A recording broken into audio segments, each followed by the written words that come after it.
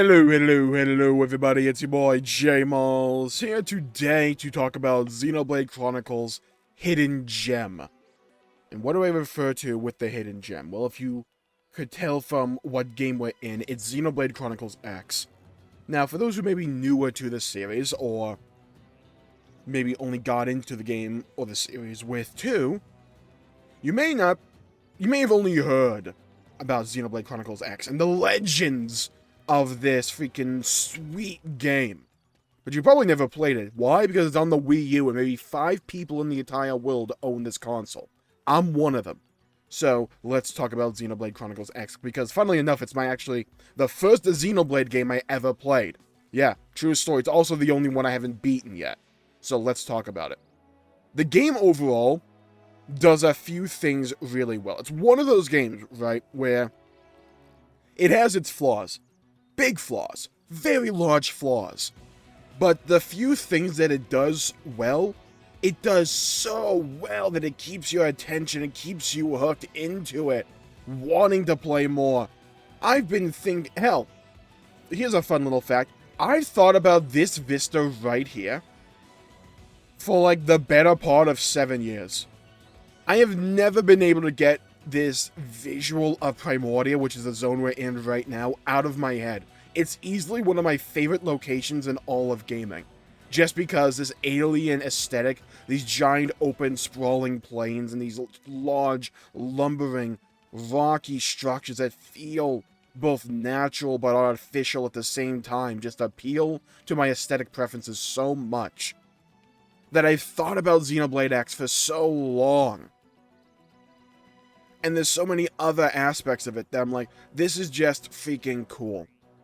The story itself is cool. The characters you're interacting with are cool. The world is large and impressive. And one of the things I think Xenoblade X does better than any other Xenoblade game is exploring the world. Literally, if you can see it, like this is on the back of the box for Xenoblade X. On the back of the box, it says, if you can see it, you can get to it. It ain't lying. Like, you may be wondering, where are you, Jmulls? Oh, I'm on top of this giant freaking structure. Yeah, down there, those are mobs you can fight. I would die horribly if I tried to, but I can fight them. I can go over there, I can get on top of that structure. There's an entire giant ring system like Stargate out in the desert area to the east. You can go over there as well. You can climb the freaking ring structure. I did that back in like 2015 or 2016 when I first played this game.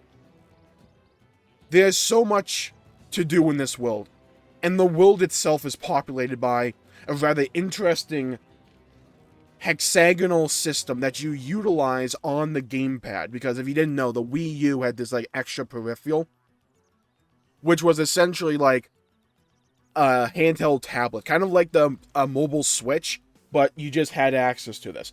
And what it does, right, is it puts the map on it and allows you to interact with it. So you navigate the map, and each map, like each zone, is broken off into these small hexagonal little chunks, like these little mini zones in the larger zones. They're not big, but what they do, right, is there's certain chunks where you can plant a probe. And in this probe, it'll allow you to have access to scout out the surrounding chunks of area. Think of like an Ubisoft tower in a way, if that makes sense to you, where it'll unlock that portion of the map. But what happens then, right, is you can customize what the probe is and what it does and what benefits you reap from it, what materials you may be passively farming, or what kind of development you may have. It may tell you what might be in that zone, whether it's a cool boss fight or something.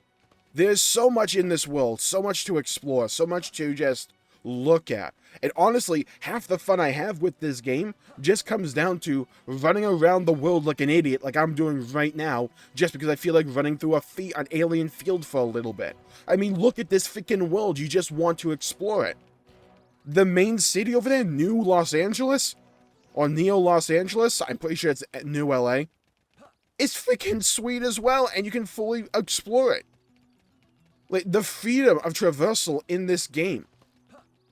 Like, sure, is it a little bit, okay, we're kind of like maneuvering around a little bit with hitboxes and stuff like that. Yeah, sure, but I don't mind that kind of stuff. I find it fun to try and find, like, my own little routes to take. You jump so high in this game. Like, a common joke I have on stream is that freaking Shulkban, which is, like, the name we gave my character here. Because I gave him, like, the hair of Dunban from Xenoblade 1, but the voice actor of Shulk from Xenoblade 1, we call him Shulkban on stream. You just, like, jump around the world like this. Go straight to the NBA. Look at the freaking jump. Imagine this dude dunking on the Lakers or something. I'm just saying, like, the possibilities are endless. We're gonna fight these, like, giant pig things just a little bit. We'll talk about combat in a bit. Actually, I guess this is a good opportunity just to segue over the combat. So, it's very similar and more akin to Xenoblade Chronicles 1. You gotta remember that this game came out a few years after Xenoblade Chronicles 1. Game came out in, like, 2015, I believe. Oh, I got a new ability right now. Starfall Rondo, let's go. That's hype. Oh my god, I love this class so much. Just because of how cool it is. Yeah, the floating guns. You get a freaking giant sword, like, lightsaber as well. Love it. Xenoblade Chronicles X is rule of cool. It is rule of freaking cool.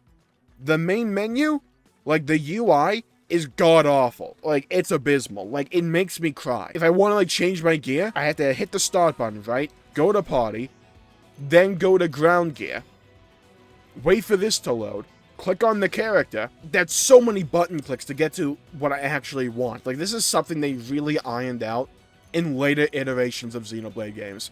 Hell, even in the definitive edition of Xenoblade Chronicles 1. There's so many, like, little choices and little design choices that you can tell they clearly pivoted away from with later iterations of Xenoblade. And you can tell they learned a lot from this, because this game feels more experimental than any other Xenoblade game, in my opinion, where they're just like, how about we throw a bunch of ideas at the wall and we just see what sticks? Because there's so many different aspects of this game that I just find so intriguing and enjoyable.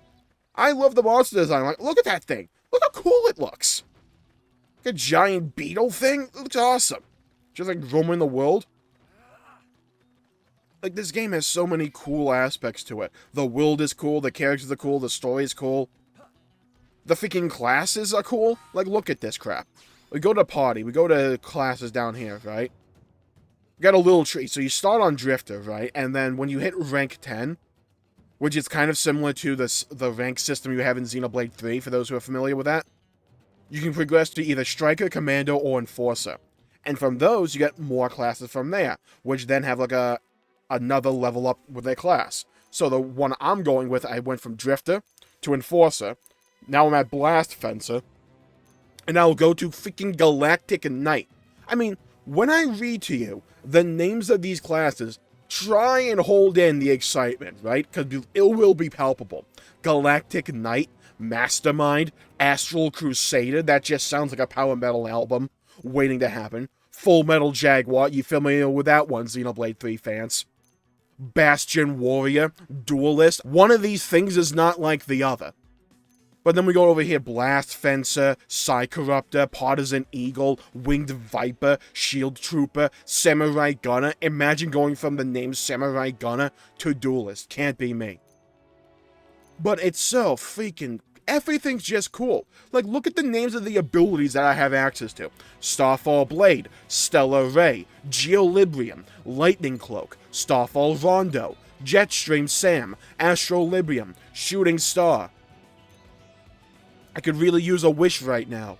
Go over to Galactic Knight, Astral Heal, Astral Protection, Starfall Blossom, Astral Purge, Nova Librium, Starlight Kick, Astral Horizon, Galactic Cataclysm. As a sci-fi nerd, these names appeal to me on a deep level. And look at the weapon names you get. You get freaking Psycho Launches and a Photon Saber. It's straight Star Wars and it's sweet. Now, what sucks about this system? I'll tell you what. The fact that your abilities get completely reset when you go up a class. Why did they do this? I don't know. Now, maybe, there's a setting somewhere where I can input these abilities to me. Maybe that's possible. I don't think so. Because I think the problem is with the route I went with from Drifter to Enforcer to Blast Fencer, you might notice something. My freaking weapon changes each time. Going from Drifter with Assault Rifle to Ray Gun, and then to cycle launches. Meanwhile, I went from a knife to a freaking lightsaber. So I go from having almost a full bar of abilities to straight up only 2. And I have to, like, rank up my class again to get more abilities. Like, it's not the biggest problem in the world, but when I got to the class I'm at right now, like a few minutes ago, all I had was Starfall, Blade, and Stellar Ray. Meanwhile, outside of that, I'm just sitting here, waiting for something to happen. Right? Starfall, Rondo. Let's go. It looks sweet, though. Like, you do the 920 in midair, you gotta love it. Now, I am level 16, you might be able to tell. I'm a little over-leveled here. Also, fun fact, Xenoblade Chronicles X is a hard game. Yeah, especially because it doesn't... There's so many, like, different layers to its systems and mechanics, and to, like, customizing and leveling up. You can level up your class, level up your arcs, level up your abilities. Hell, you can level up your gear if you want. And you can do that with each of the party members, mostly. So, you can find yourself being absolutely annihilated by enemies that are, like, roughly equivalent to your level. But it's fine. I don't mind it. Like, I know I end up liking the combat. Because when I first played it way back in the day, I got to the point where you get a giant freaking robot. By the way, you get a mech in this game at some point. We need to talk about that for a bit. Once we get to it, I'll probably make another video just about the mech. Because this game has a point in it where you get a giant robot and you can navigate the world with it, and it completely changes the dynamic of it because the entire scale changes, and it's sweet because you are rewarded to explore the world again, to reach places you couldn't before. It looks awesome. Look at this freaking skybox. This is the Wii U. Like, seriously, this is the Wii U. Now go to Pokemon Scarlet and Violet. I know it's an overplayed joke, but still, oh my god, the things Monolith are able to push out of these Nintendo consoles to make these games look absolutely freaking gorgeous. Because a lot of the time, it's not about graphical fidelity or texture quality, it's about lighting and artistic style, and how well you can make the world look according to your artistic vision and to your style. Because this game is just so good. It really is. Like, does it have its problems? Sure, I think the story so far is by far the weakest in the series, but considering the fact I have the other 3 games in my top 10 games of all freaking time, and that includes stories, saying, hey, you may not be a top 10 game of all time is not exactly a burn. It's still really good, and the story itself is very interesting, with interesting characters. Elma is a character that just absolutely fascinates me, and I want to learn more about her as a character. Tatsu is Tatsu. We don't need to dwell on it. But the commander is freaking Van Damme, and he's the one giving you orders, and he's awesome. Yeah? Van Damme is the one giving you orders. And he's sick! He's awesome. He's like that gruff, like, military commander stereotype, but he's cool. Because Xenoblade X understands what its strengths are. Its strengths are not necessarily in its story. It might become so later on, I haven't gotten there yet. But its strengths are in exploring the world and these diverse locations. Now, bear all this in mind, and let's go to the desert zone. Let's go to Oblivia, just for a quick little stop. Yeah, just a quick little respite, because I just want to show you how freaking sweet this world is to look at and to explore. Yeah? Let's just go over there real quick. Okay, I managed to get to the desert and avoid all the mobs that were trying to kill me. Look how wide open and spacious this place is. There are massive caverns and ravines in this zone as well, by the way. Like, it's so cool. But, let's go to the freaking daytime. By the way, peep the mechs that are here. Yeah, I want one. Let's go to daytime and just let me show you something. Sorry, I had to, like, redo that, like, multiple times because I kept getting different weather effects. Like a lightning storm, giant windstorm as well. By the way, yeah, the game has weather. Look how freaking cool this looks. Like the giant Stargate thing over there, the multiple moons in the sky. It looks freaking gorgeous. You see what I mean? Where it's just like you want to go explore all these things, and the fact you know, because the back of the box even tells you, hey, if you can see it, you can go there. I'm like, I can actually go on top of that? Yeah, probably. Also, you might be wondering, well, that just did kind of look like a desert. Yeah, by the way. Yeah, Yeah. Yeah. You can go over there, by the way. Yeah. Yeah. Uh-huh. By the way, those things are level 55 and I'm level 16. I'm trying not to die. Yeah. Yeah.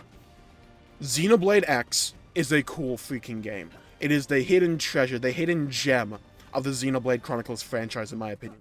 And there's so many elements to it, so many different little bits of minutia that I'm so glad they left behind. But there's also so many more that I wish they would bring back into the series in some capacity. I would love to see a Xenoblade Chronicles X2 at some point, just for them to like iterate on a lot of these concepts and ideas. There's so many cool things in this game. I look like a freaking Halo spawn. Look at this. Love it. So freaking cool. There's so many little pieces of this game where I'm like, please bring this concept back or try again with it, because it's so freaking cool. I'm so glad I gave Xenoblade Chronicles X another bash, because I've been thoroughly enjoying myself. And if you have the ability to, I'd say go out and play Xenoblade Chronicles X if you have the freaking Wii U. If you do, though, you may not get the story of a regular Xenoblade Chronicles game. You might at some point. But holy crap, the music. I didn't even talk about the music. I'm not joking when I said we were having a regular old conversation, ending a quest at like the command table. It wasn't a cutscene or anything. We were literally just standing around the table and my character was like looking like this. And one of the most gorgeous songs I've ever heard in a Xenoblade game just started playing. Like, what? Holy crap. I gotta find the name of the song real quick. 1 second. Yeah, so I found it. It's called The Way. You're welcome. And also, the unique mob spawn, the unique mob battle theme, Uncontrollable, goated. Absolute, my favorite battle theme of any Xenoblade game. It's so good. Uncontrollable! Oh my god, I love this game. I really, really do. It's a game that has a lot of flaws, but the strengths may be few, but they're so high, and they're so freaking cool, we're just playing the game for those strengths, because they're so much fun. And that is why Xenoblade Chronicles X, in my opinion, is the hidden gem of the Xenoblade Chronicles franchise. Thank you all for tuning in, my pleasure making the video. If you enjoyed it, please leave a comment down below with your experience with Xenoblade Chronicles X. Do you want to play it? Have you not played it? Have you already played it? Let me know and let me hear your thoughts. I'd love to hear them. And while you're down there, please leave a like and subscribe. It really helps the channel out and helps support future content, and I greatly appreciate it. By the way, peep the skybox with the rain. Sweet, isn't it? Stay safe with everybody. Have a great day, and I'll see you all next time. Bye-bye, everybody.